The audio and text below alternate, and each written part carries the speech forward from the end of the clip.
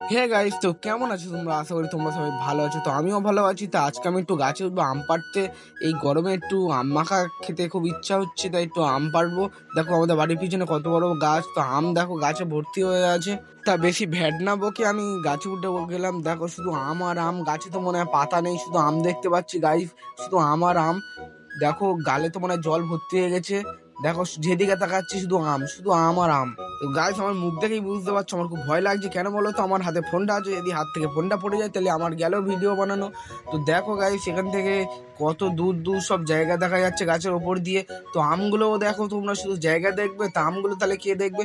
দেখো গাইস শুধু আম আর আম। তো খাবে নাকি এক দুটো আম? তো আমি গাছটা নাড়া দিতে লাগলাম, যদি দু চারটে পাকা আম পড়ে তো খুব ভালো হয়। তো দেখলাম দুটো পাকা আম পড়লো নিচে, তাও আমি গাছটা নাড়া দিতে থাকলাম, দেখলাম আর একটাও পড়লো না। কটা কাঁচা আম পেড়ে গাছ থেকে লেবে গেলাম। তো দেখা হচ্ছে নেক্সট ভিডিওতে গাইস।